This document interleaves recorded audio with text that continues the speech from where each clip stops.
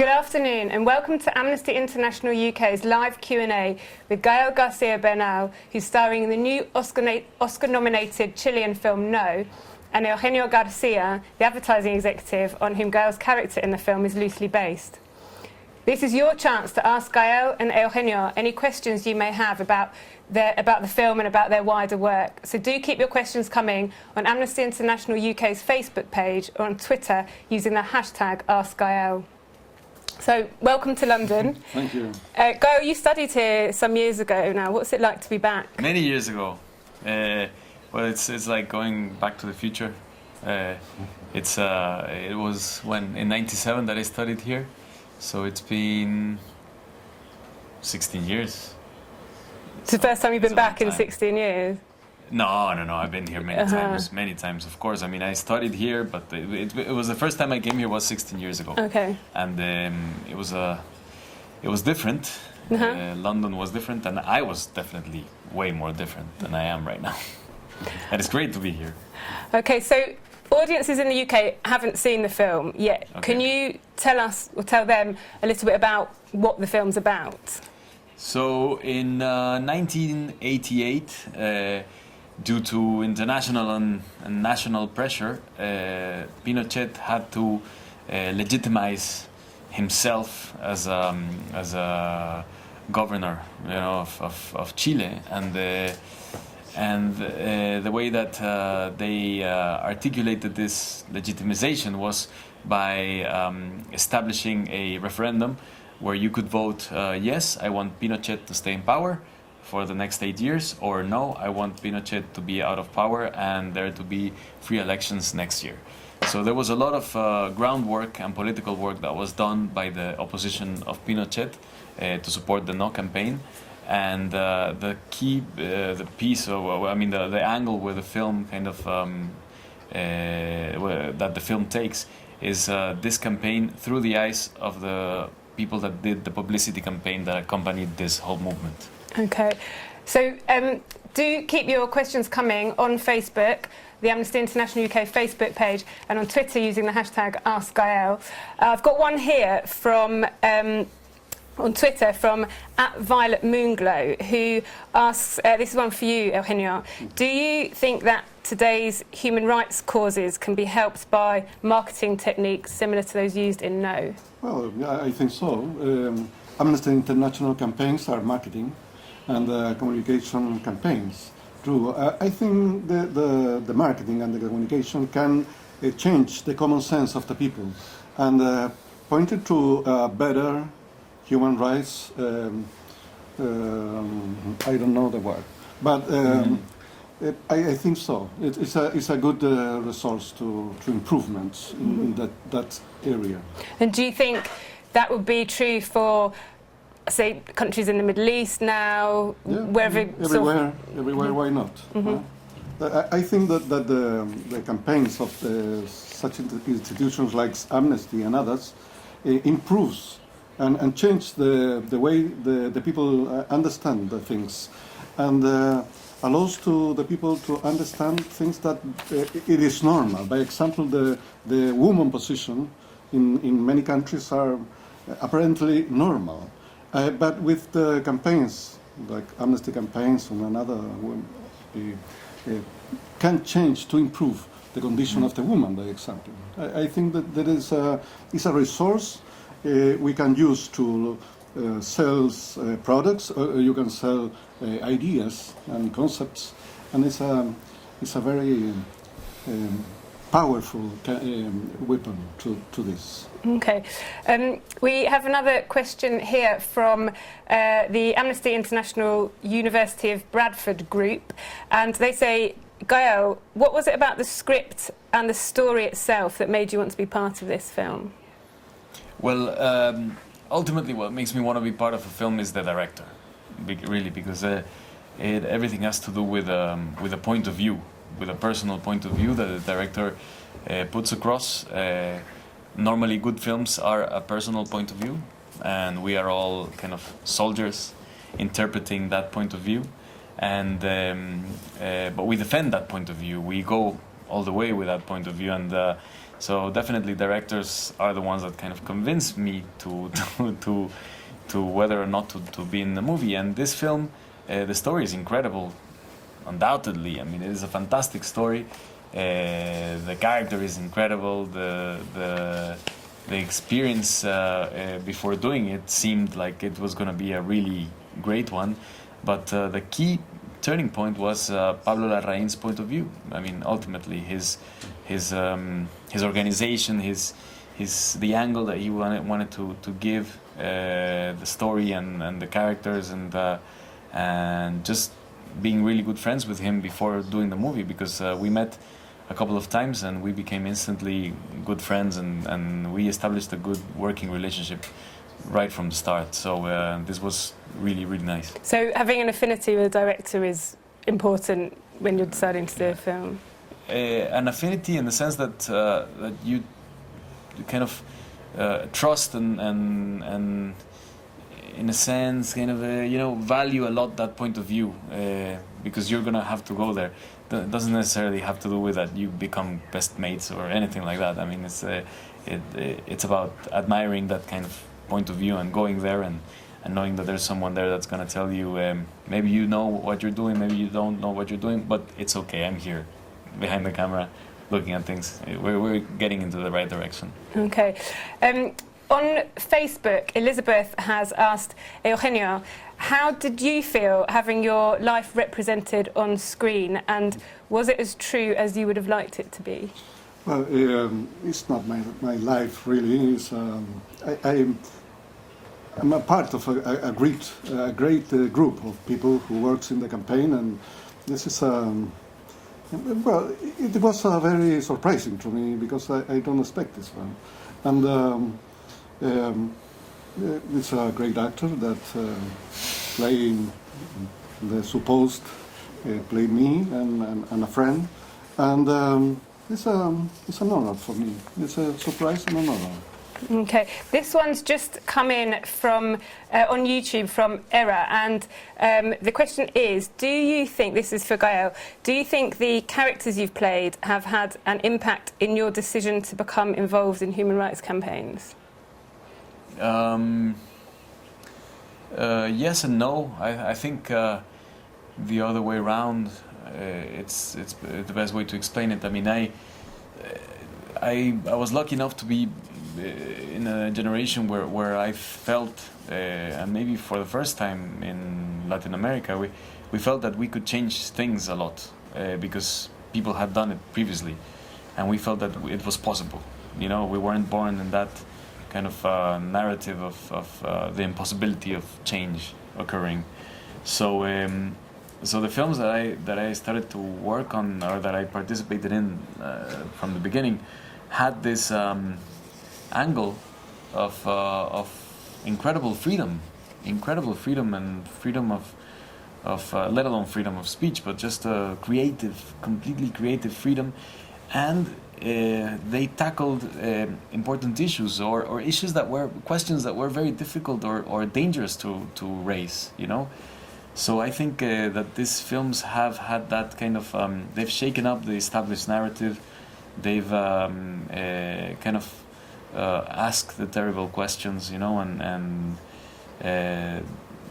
of course they've naturally shaped me, because I mean it's part of my life, and they have been very heartfelt experiences, not only doing it but also the consequences of it. But I'd say it comes from that inverted way. It's more my need for some kind of connection with my context, with the questions I can raise, with what I can shake up, that makes me do the characters, or makes me do the characters the way they end up becoming, rather than the characters all of a sudden sparking something in me, and I think it works on the other way around, I think. Mm-hmm. So your interest is there, and that's why you choose particular films? Yes, but not as a checklist kind of situation, or not a scenario of like they have to be like this, because if I was I mean, I would be contradictory to the unexpected narrative, you know. I would like fall into a kind of a known comfortable ground. I mean, and it's on the other way. It's like these characters all of a sudden, I enjoy looking at this complexity a lot, and it is a great layer for the characters, and I love playing with that because I don't know. For me, it gives me a lot of tools to interpret them. Mm-hmm. Yeah. With this role in No, a question from Twitter from @its_jazzy_ asks, did you feel a lot of pressure with this role to get it right? I guess because you were playing a real character, or your character was based on real people. There was the pressure of obviously doing it well, as it normally is with any kind of film. But there was this other element, which was that I was going in Chile to work with a film family, and they were gonna, and I had to play around with them and move the ball around with them, you know. And in football terms, I had to, you know, spend a season playing there. But the pressure was more of let's say of the fable that we were doing, because at the end of the day, René Saavedra as such doesn't exist. He is a composite of Eugenio and José Manuel Salcedo, and as well another added element which Pablo included, the fact of him being an exile as well. So the pressure is one that comes from, like, the fable that you're portraying, kind of, rather than trying to be very faithful to reality, or to be, because that was impossible. That would be impossible. I mean, I think Pablo did a great job in doing a free interpretation of what happened in those days, rather than doing a reconstruction that's more for kind of History Channel kind of type of movies of how it happened. This definitely is a fable, and there's a lot of narrative elements that are completely arbitrary as well, so as to tell the story in a certain angle. Although most of the anecdotes, I'd say, if not all of them, are real. They happen, but I mean, obviously they happen in different circumstances, or some anecdotes happened in separately, but in the film we put them together just for the sakes of telling the story. That's interesting that you mentioned that it was a long time ago. It brings up, the film looks at human rights abuses that were happening under Pinochet, but a long time ago. Why this year in fact marks the 40th anniversary of Pinochet coming to power, and obviously 25 years since the No campaign. Why do you think it still matters today? Well, there's many reasons, no? But I mean, the first and most, I think the one that has most impact is the fact that there is a lack of justice still. Pinochet never went into a courthouse. You know, he was never tried, and he died with millions of dollars in the bank in the United States. So I mean, I guess that is one of the big reasons why this is relevant, because not only for Chile but for many other parts of the world. I mean, it's something like this is like that. But there must be. I mean, there's a lot of other reasons. No, why would you think? This is the main reason.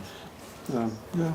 And you live in Chile. Do you feel that very much today, that past is still very present in Chile today? No, I don't think so. There are people who are in politics that supported Pinochet in his government, but I think that is another country, and because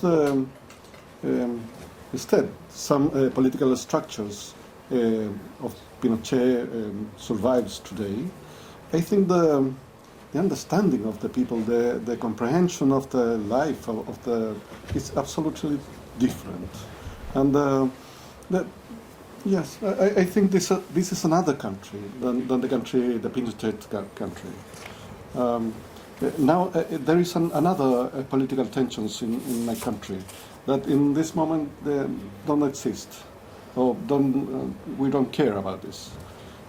Now it's different. Okay. But on a note, and a positive note for now, I guess what the film focuses on is not let alone portraying what happened with the injustices and everything. But on the other side, the heroic feat that occurred in democracy and how they managed to get rid of Pinochet from power, and how another country was born in a way. No, another country was a hopeful, colorful, much more exciting and country with a peaceful process to become that, because that's got to be highlighted. I mean, democracy is very humble to show its achievements, and but I mean, the fact that there was a big, very like a spiritual, almost emotional revolution that occurred without a single bloodshed. I mean, that is worth mentioning and remembering, and we know very little about it. There's a question just come in on YouTube from Utso9, who asks, how did it feel to make a film of this magnitude, a revolutionary film of this magnitude? Well, I mean, it is on many levels. I think it let's say it hit us. First of all, most of the crew and the vast majority are from Chile, and so doing this film was, in a way, a kind of anthropological experiment that Pablo very carefully and very maliciously, in the best sense of the word, kind of made, so as to get people like Eugenio, who's a protagonist of the No campaign, to play a character in the Yes campaign in the movie, to play like a creative advisor in the Yes campaign, and there's many examples like that happen in the movie, and I think that is an interesting thing, because we're talking about something that changed the country, but at the same time we're doing kind of a sociological exercise of reconciliation with your own history, and this has to do with a personal history, not necessarily a country's history. I mean, because it would be too ambitious to say like this is the reconciliatory film. I mean, it's more of like whatever everyone can see that lived through this period can relate to it and can kind of find that questioning, let's say, of democracy or questioning of their memory, what they lived. I mean, it is interesting that this film can cause that, and that's why the film itself depicts a revolution, but at the same time the film is revolutionary in that sense, because it is a great exercise. I mean, it is a great, I don't know where it is a bit of a loose cannon. I mean, who knows where this, but I think instinctively and I'm sure rationally as well, Pablo has a great explanation for why he did this and why he tried to do it. Maybe he did it only for himself, for him to comprehend what happened when he was 12 years old, and that's fair enough. I mean, because that's the great thing about artistic creation, is that it comes from a personal point of view, but obviously it impacts, millions and millions and millions, and it feels great to be able to participate in a film like this. Okay. Another question on Facebook from Lucy. She says, I remember watching the Motorcycle Diaries and it inspired her to go travelling, that there is so much to see and experience in the world and a life to be lived. Is there a film that has inspired you? Maybe, Eugenio, you first. I'm sorry, I'm distracted. Again, please. Is there a film that has inspired you? Well, this is a new way to see the history, yes, I think that it is interesting to Chile and to me, because it's open again a debate about how is the political structure we need to go on to go to the future, and I think the film arrives in very expectant moment to Chile and to other countries. Then we ask ourselves, it is this kind of development, the real development. This kind of progress is the real progress, and this history narrated in the film is a change of the way we see the history, we see our country, and I think that it's necessary to revisit this idea, revisit this question. How is the world we can want to live? And no, just in Chile, in many countries in the world. And what film or films have inspired you? Well, many, but to mention a few, that one of them that has to do with the kind of has a similar tone, which we didn't think about it when we were making the film, but has a similar tone to this movie, is Memoirs of Underdevelopment by Tomás Gutiérrez Alea. It's a Cuban movie, and that one is one that definitely, when I saw it, all of a sudden it felt I was watching. I was telling Eugenio, like, this great description. I was watching a Latin American movie, and what does that mean? Who knows? I mean, I don't know what that means, but there is something great about it. There is something great about watching something that all of a sudden I felt it was my story being told in a way, and it's about. I mean, this happens in the Cuban Revolution, and about a person deciding not to leave, not to escape, and just to stay in Cuba whilst life happens to him. And in a way, it's very similar to Noé, in that kind of sense of that the character is a bit a foreigner in his own country, and he's looking at it from a distance. Okay. Every year at Amnesty we have a competition for young human rights reporters, and one of the categories is photojournalism. I was just wondering, how important do you feel images are in bringing about social change? Maybe that's one for you, Eugenio, with your experience of advertising campaigns. Well, it's very important. By example, in Chile now we are a big change about the discrimination, and especially the gay discrimination. And in 1 year, the country can change his image and his approach to the gay people, because 2 or 3 brutal images of people who has been killed by his sexual condition. And well, this is an image, it's not a campaign really, but the image can transmit enough pain to change our approach to the things. And the campaigns do the same thing. If it's a good campaign, I think. Yeah, exactly. If it's a good campaign, it's very important. No, if it hits the right note, because there's many campaigns that are completely legitimate, but sometimes it falls into the quick branding, quick kind of building of an identity, and later they kind of lose the whole kind of impulse, and not only that, it becomes like there's so many campaigns right now, so it becomes one of the many and kind of gets lost in the middle, and it could have come from a legitimate ground, but the articulation wasn't the correct one, or the pathway was the completely expected one. Therefore, it didn't cause any. I mean, we're used to see campaigns now everywhere, and we're not as gullible and as innocent as we used to be in the 80s, for example. So the campaign and the image need to be more powerful than perhaps they needed to be before. Well, powerful or more like on the target, you know, rather than powerful, you know, like more right idea. The right idea. Yeah. Okay, we've only got time for one more question, and that is from at Violet Moonglow on Twitter, who says they say they've seen the film, really liked it. In the film, in the campaign, the jingle that goes along with the campaign, the words are "Chile, happiness is coming." Do you think happiness has come to Chile? Absolutely.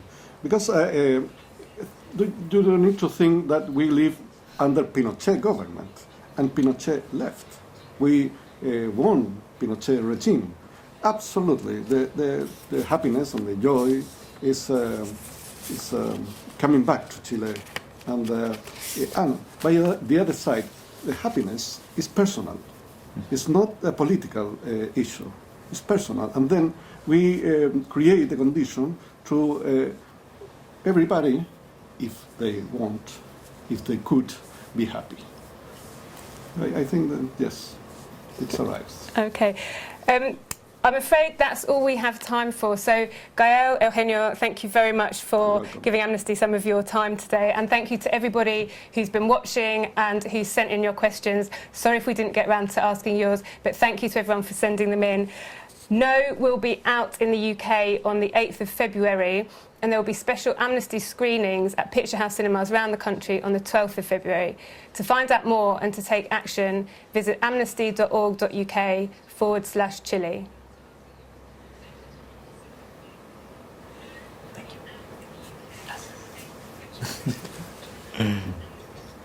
Nice one. Thank you. Gracias. Thank you very much. Gracias. Podemos poner esto, ¿no? Exactly. Impunity.